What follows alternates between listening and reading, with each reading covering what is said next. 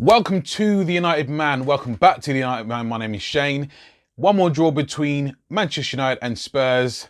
Apparently, Keane isn't letting certain players onto the bus. But Man United, Maguire and De Gea. I wouldn't even let them on the bus after the match. I get a taxi back to Manchester. The mic, make your show productive time.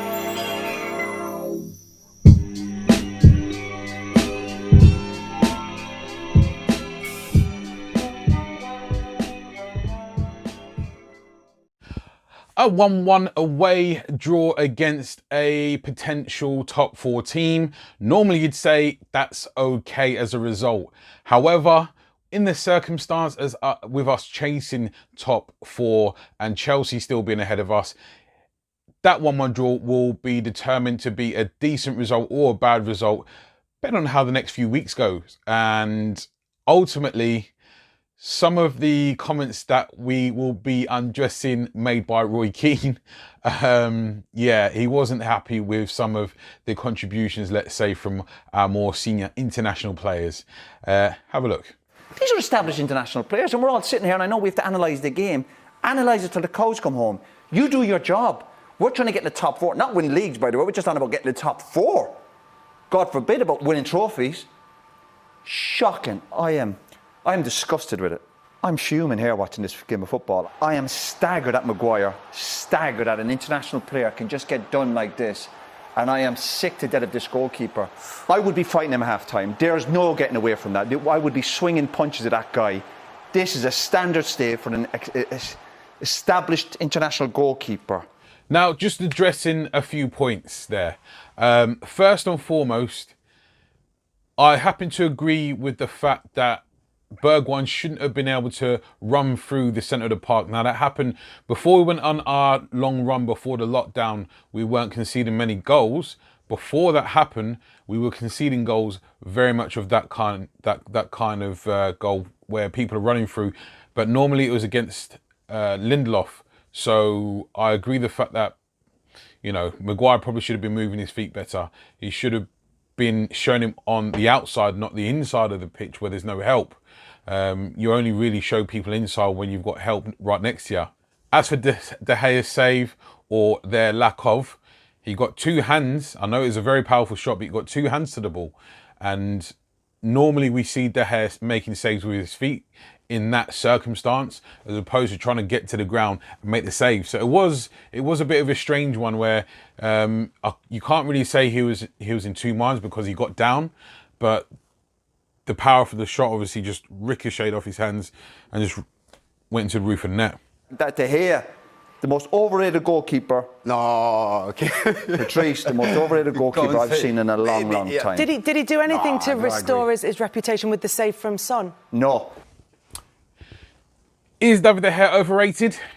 I think not. I'll have to take Keane up on that one, unfortunately. Obviously, one of my favourite players, Man United players of all time. But David De Gea, one of the most overrated goalkeepers of all time. I'm afraid you got that one wrong there, Keane. Yeah, we can all admit that he should have saved that, either with getting 2 strong hands to that without letting it ricochet off into the roof of the net. I know it was a powerful shot, as I said before.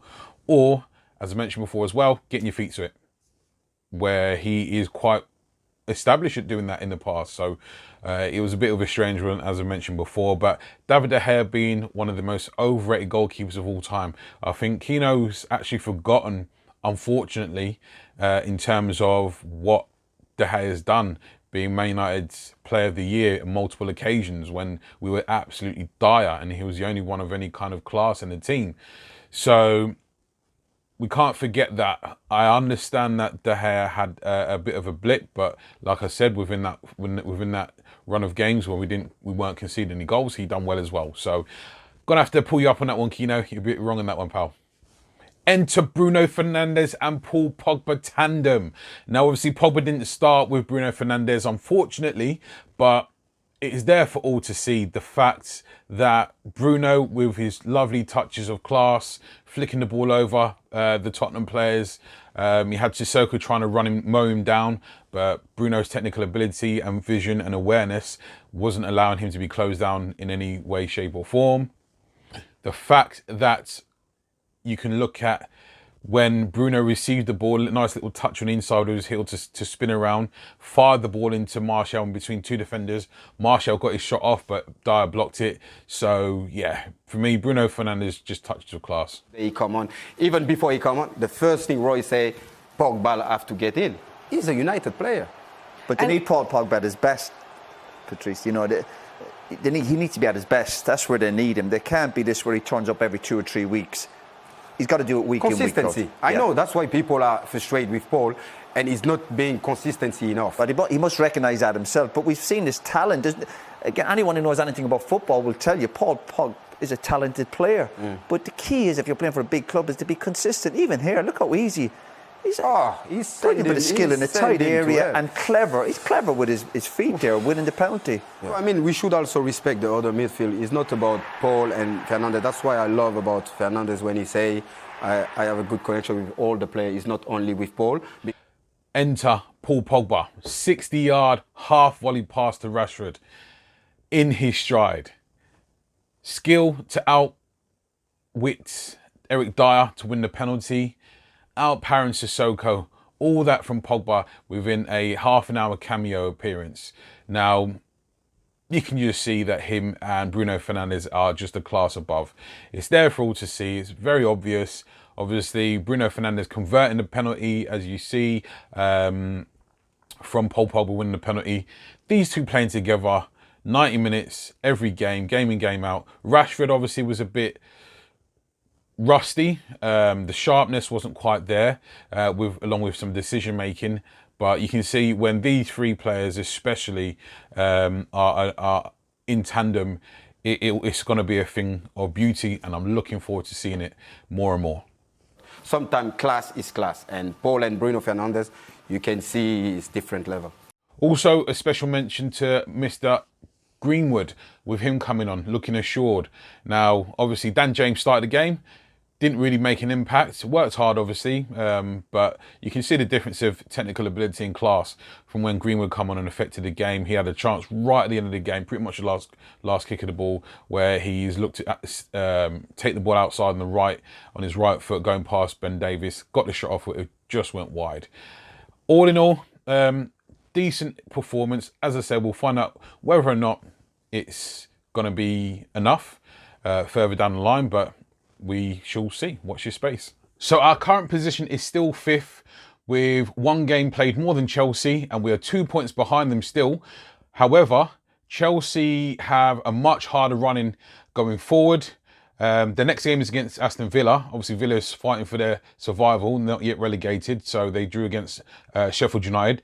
Chelsea also have Manchester City, Leicester, Sheffield United, who obviously vying for those Champions League places as well, so that'd be a big game. They also have Liverpool, who by that time, I'm assuming though, would have sewn up the league, so they may not be playing for anything. And also Wolverhampton Wanderers, who are also vying for Champions Leagues. So there's, you know, a good 5-6 teams there that aren't going to be easy for Chelsea. We have a much easier running, as long as we do our job. So just to deduce, we shall find out whether or not the 1-1 was a good result or not. Gonna do a player rating now, just from the players that played. Gonna go give De Gea a 6 out of 10. Wan-Bissaka 7. Lindelof a 6. Maguire a 6. Probably give Shaw a 7. Obviously, those ratings seem a bit low, but they didn't have an awful lot to do. We wasn't under massive pressure, so that's why, in terms of the defence and the goalkeepers, a little bit low. And obviously, Maguire's and De Gea's involvement in the goal that we conceded.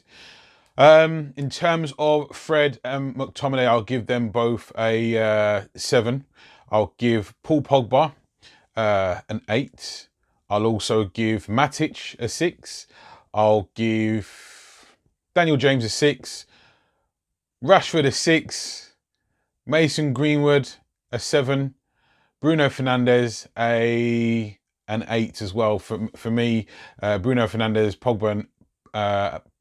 Pogba were both 8s because of their overall involvement. I'll give Martial a 7 as well. We didn't have too many standout players, which was a shame. But at the same time, you can understand the circumstance as well. But it looked really good. when Paul Pogba and Bruno Fernandes were on the pitch. So let's go United, let's go.